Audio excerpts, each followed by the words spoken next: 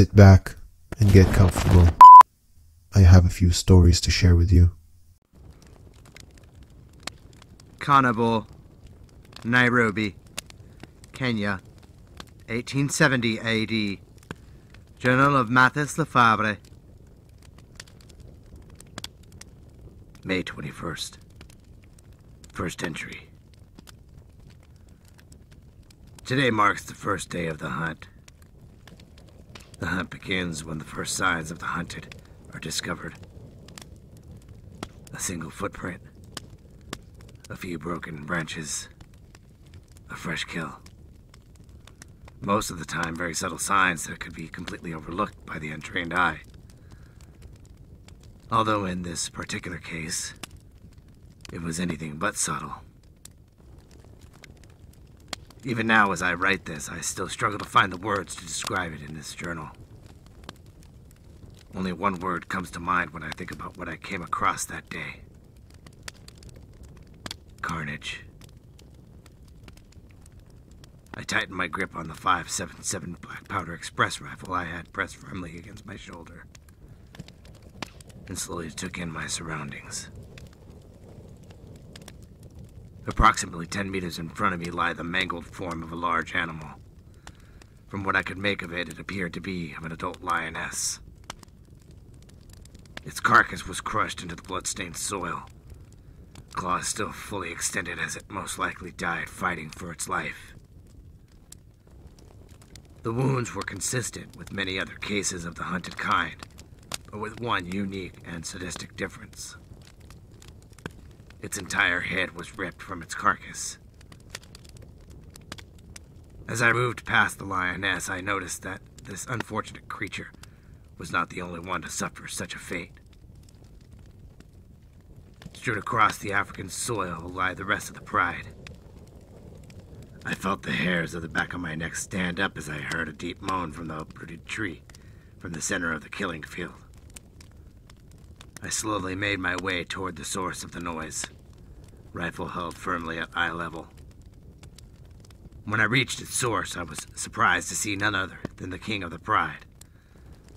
The once mighty creature lay there almost motionless, its great maned head resting on its paws, his wounds deep and his eyes full of pain and fear. I stood above him and looked upon the once mighty ruler of the African plains, whose roar struck fear into the hearts of all who heard it, who in a matter of seconds was reduced to nothing more than a scared, injured cub. My hunt was not for the lions that day. Otherwise, I would have spared him. Yet to leave him alone in that state, to die a slow death while waiting for the pain to end, would have been beyond unforgivable. I gave the creature a swift and honorable death with a single slug between the eyes. The loud bang reverberated across the dry plains as birds from the nearby trees took to the sky. Then all was silent. All but a single roaring trumpet in the distance. I felt the blood in my veins turn to ice as I realized I had just heard the call of what the local villagers called Shintani Tembo. The distant sound had only come from several kilometers away. My human instincts wanted nothing more than to flee that killing field, away from the monster who had slain dozens of villagers and hunters, leaving their crushed headless corpses to rot in the African sun. Nevertheless, I had a job to do. As I walked toward the source of the noise, I took one last look at the male lion. The old king was dead. Long live the new king. The hunt was on.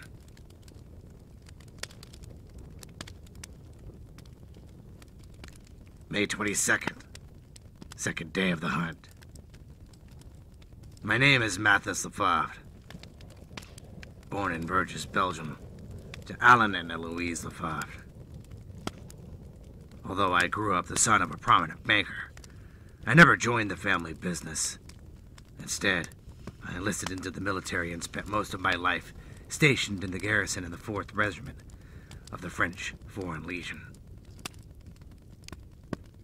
It was there in the deserts of the Sahara where my passion for the hunt began. Years after my service, I served as a guide to wealthy European clients traveling to various places on the vast continent of Africa. Some traders, some tourists, some missionaries, and others big game hunters, such as myself. It was just a few weeks ago that I received a telegraph about a rogue bull elephant. It had been attacking villages in the eastern parts of Kenya, just off the Tanzanian colonies.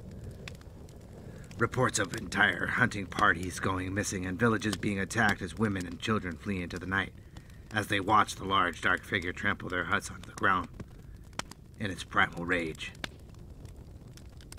Although elephant attacks are rare, they are not unheard of in these parts. On occasion, a wounded elephant will go on a rampage and attack humans and other animals alike, and hunting parties will be sent out to euthanize the creature before more damage is done. One thing, though, did stand out in the case of this creature. It took the heads of its crushed victims and was found on multiple occasions feeding on cattle and humans alike. Given the fact that all elephants are herbivores, this news was most unusual and unsettling. Perhaps some rare disease befell the creature, causing it to go mad, such as the victims of rabies do, as it causes them to lash out and attack anything that moved.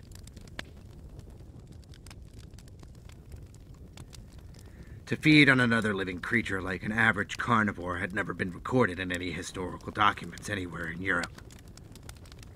The local tribesmen called it Shintani Tembo.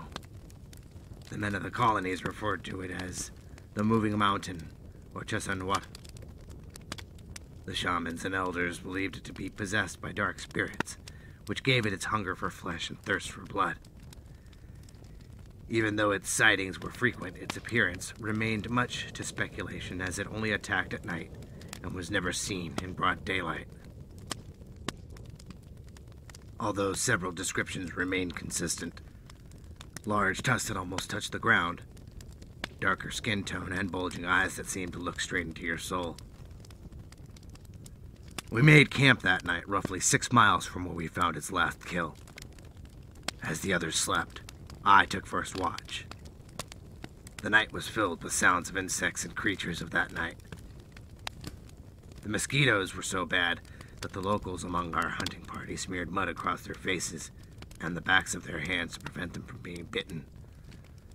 The youngest of our party, a young Frenchman named Alexandre, tossed and turned to swat his face from time to time as he slept closest to the flames in an attempt to deter the ravenous winged fiends.